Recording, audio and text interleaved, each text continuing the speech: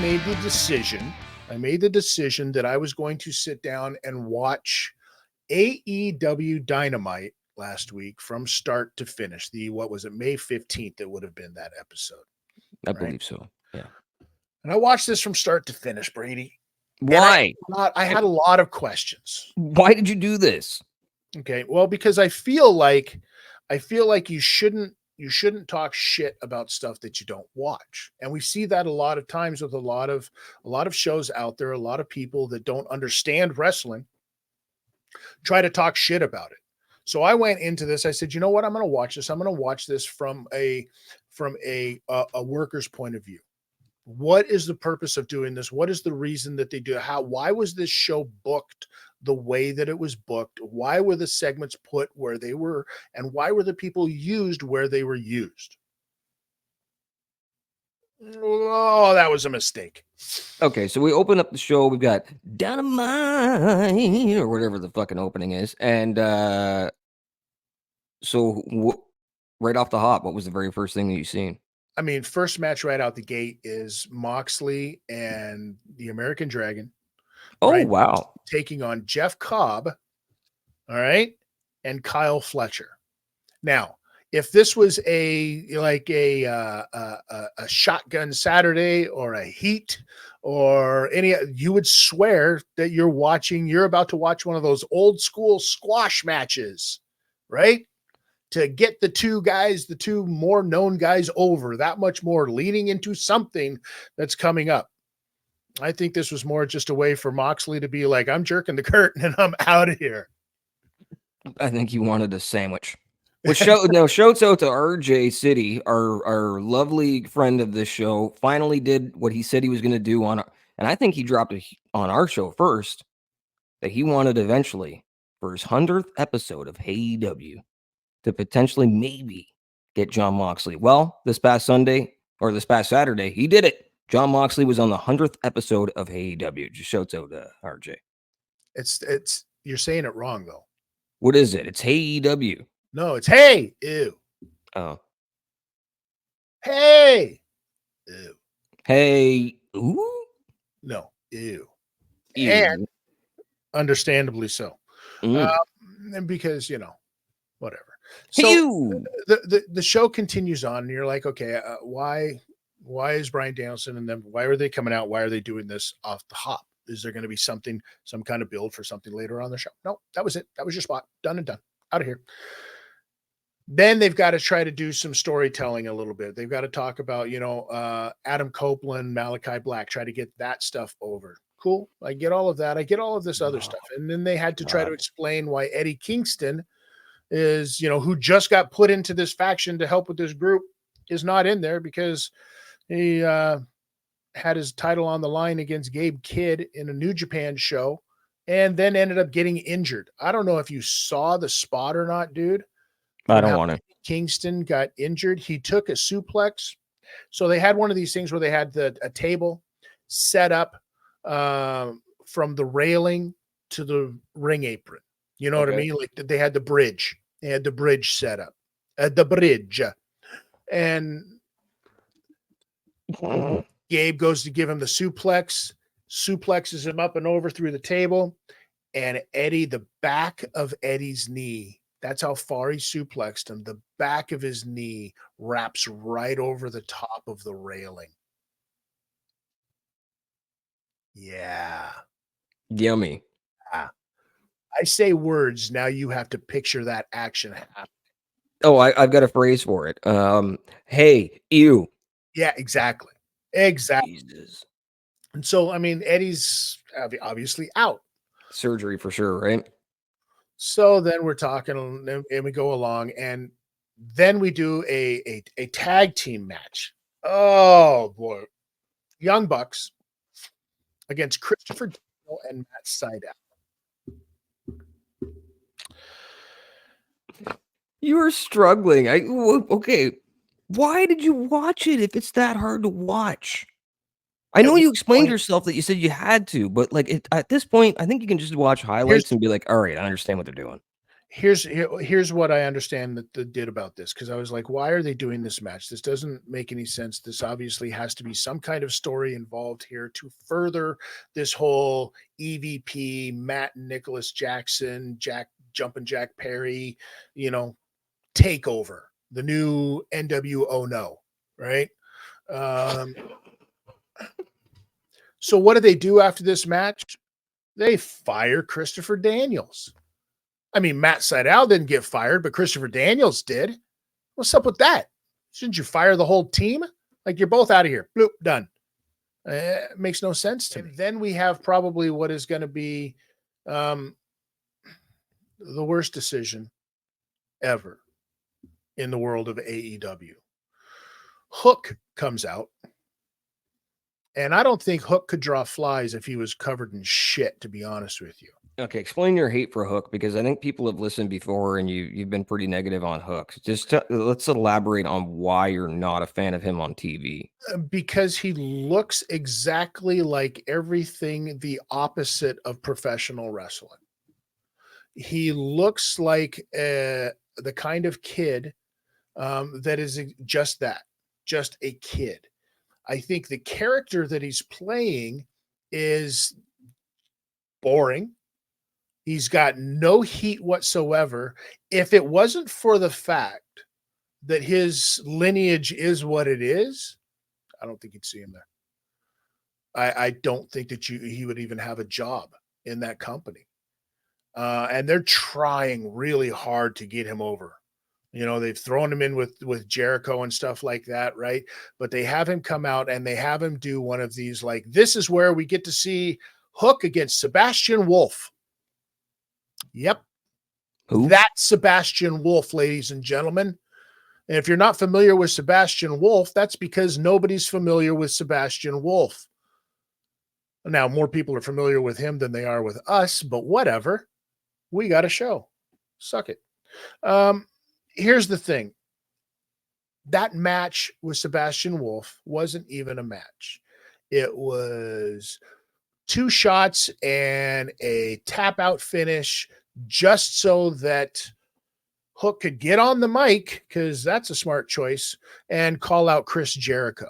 And Chris Jericho comes out and he's doing this learning tree, this way, way, way over the top. But I'm here to help you, my friend. He's killing them with kindness. 100%. And they've stuck him with a heater with Big Bill there. And it's going absolutely nowhere. It's doing absolutely nothing but burying Hook. If anybody watching this knows the answer to this, where the hell is Jake Hager? Comment in the comment section. But why is Jake Hager not his heater? Who knows? But Hook needs to stop being, you know what it is? Hook's an emo kid. That's what it is. He's an emo kid. He's a shoegazing emo kid. Shoegazing? Yeah, man. They're always no, shoegazers. That's what they're called, because they're always just staring down at the tops of their shoes, wondering why somebody hasn't pinned the tail on their poor Eeyore asses. Oh, Jesus. Yeah, next segment. Oh, here's the thing. If you've got your champion, right, that you're trying to get over, where do you think you should put him? That's right smack dab in the middle of the show, ladies and gentlemen.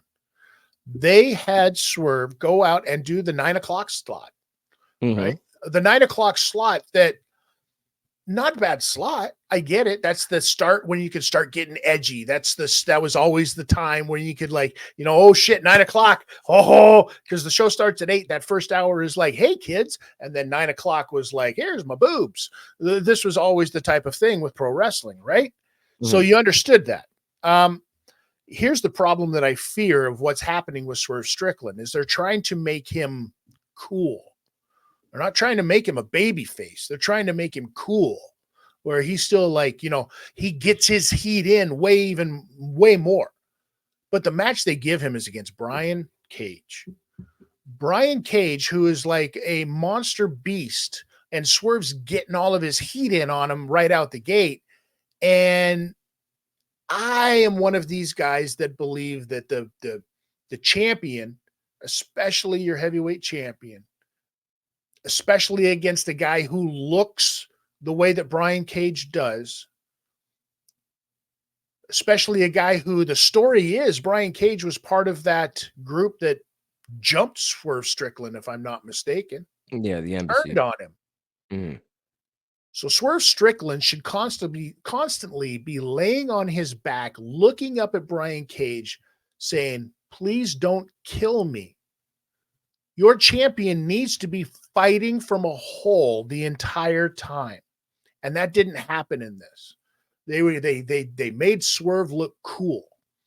He starts telling the story in the match where he's working the arm. He's got Brian Cage's arm, and all of a sudden, as a quick cutoff, Brian Cage no-sells the arm, boom, hits him with that lariat right out the gate, turns him inside out, to which Swerve Strickland pops up out of it right out the gate and hits him with the kick. There was no need for that. You didn't have to make him look cool. Make him look like he got beat down. That was what I was going to say about some of these matches. And this is no fault of the guys in the ring. I just don't know how it happens where you'll work a leg, then the person who had their leg worked is running around in the home spot. Like, it's simple. This is the early stuff that you learn. Yeah. Like, come on, man. And the segment ended off, of course, with Christian Cage coming out, right, with his entourage. And he's talking smack, doing his thing, and they end up jumping Swerve, and picture gets pulled out of Swerve and his family, right? And Christian Cage's little lackey boy there jumps in the ring, smashes this picture over Swerve Strickland's face. And of course, there's going to be color involved. But the color isn't coming from some, Carlos Colon, Abdullah the Butcher, New Jack kind of like, yeah, I'm sawing my forehead off. Nope. One little nick right in the eyebrow. I like that touch. Yeah, no, I like any sort of creative gig. So like when Shawn Michaels used to do behind his ear, Triple H used to do behind his ear. I love those little it's just smooth. It's different. It's smooth, and it's look, it all cuts heel. 100%. Not the ones to my soul, but all the rest of them do. Okay, so speaking of your soul being crushed, we had our main segment of the night, which was a contract signing between the former Sasha Banks, now known as Mercedes Moné, and Willow Nightingale, I think her name is, or Nightingale, or listen. I thought this segment was actually very well done for what it was. I didn't like the fact that there's all of this TBS lineage to it and whatnot, because let's face facts. That whole era of TBS wrestling that you're talking about, the women that were on there were valets. It was, women like Baby Doll, and there was not a lot of women's wrestling. Missy Hyatt, right? Yeah. This TBS belt was built for Jade when she was with the company, right? Now she's not with the company, and they're going to continue it on because it's one of 17,000 belts that they need to have presented on their show, right? Yeah, I think that Willow cut a great promo. She's just not ready. There's a reason, I think, now, though, that we've seen why Mercedes Moné, Sasha Banks, was not given a lot of microphone time in the WWE. The promo was weak. I don't know who's writing them, who's going over it with them. Apparently, rumor has it that there's already heat on Mercedes Moné because of what she's making inside of that company. Listen, of course. Here's the thing, people. Don't bitch about what somebody else makes inside of the company. Be better and get your deal. Get your deal. You can't hate on her for getting paid. You got to hate on the company for giving her that amount of money and not giving some to y'all. Well, the next time that you do The Mandalorian and then go re-sign a contract, maybe you'll get that money too. But outside of being in one of the most successful TV series in the past 5 years, I don't know. You know my feelings on how much she's getting paid. I just think that if you're going to pay somebody that much money, use them and make them be used properly. Correct. And I don't think she's being used properly. I think this is a real, like I've said before, I think this is another one of those eye openers where you see the difference between WWE and AEW. you see the difference in what kind of machine the WWE is for what their ability to put together everything from the look to the promo to the package to the match to the succession to the way that they build the storyline, the way that they do everything is in place and planned out for the most part, without unforeseen hiccups. But it's there's a machine involved. Then what happens is they go over to AEW, and the unfortunate reality is they end up getting the same kind of treatments, it seems like, that they would be getting if they were to just start doing the indies again. And they show up on the show, in the indie show, and they're just like, hey, okay, we've got you in the main event tonight, and you're working against, this is our local nobody here, and you're going to be working with them. Can you go out there and cut a promo? Sure. What would you like me to say? Don't worry about it. You're a professional. You do your thing. Well, they're not used to doing their thing because they've been sitting inside of this machine for so long that their thing isn't even remotely close to what people have seen on TV. And it gets a little exposed where you can see she should have been walked through on that promo just a little bit more, but what it did for the program, stellar. I enjoy that part of it. It was the most wrestling formatted segment of the entire show. I think the hands that were involved in it didn't hit as well as it could have if it was done in another company. But when it comes of wrestling and building a proper storyline and building for a match, that was the best part of the show outside of the Swerve being on my TV, because you know how I feel about Swerve. I don't care if they're using them right or they're not using them. Just seeing Swerve on TV is good enough for me. Now, you had to ask yourself, was what we talked about, why would you put Swerve at this spot, right? Well, because they're trying to further the story. Their biggest story right now is there almost seems like they're putting all of their eggs into one basket, and that's the story of the EVPs. They're trying to sell everything because you're coming up to another All-In over in Wembley, right? So they're trying to sell everything off of that. I think they got it a little backwards, and I think that they should have been putting the heat more onto Swerve because the EVP storyline is there. It's built. People are going to tune in for that. They're going to want to see the blow off for it no matter what. They're not tuning in for it. Did you see the ratings for the episode that you watched? What? Yeah. What do you mean? It means that everybody turned. The only time that they had a significant drop in the entire show is when the Bucks were on the show. The second that, and it wasn't like they had like 60,000 people that tuned out and then tuned right back in 15 minutes later. So it was literally a drop off because they came on the TV. So nobody's tuning in to see this. Nobody cares. Move on with the fucking storyline. Tony, finish your story. Well, it looks like they got a chance to a little bit more because your main event was then Dax Harwood and Okada. Oh, right? I completely forgot that was even on the fucking show. That was your main event. Now, I would have had this at the top of the hour, done this whole story segment at the top of the hour in that 9 o'clock spot when you had your champion and had your champion close out the show with that spot with Christian to further that storyline. I think sometimes AEW gets a little, some things a little bit backwards on their booking because they're trying to be different about it. I get that. But there's a reason some of these things have worked for so many years when you're talking about television.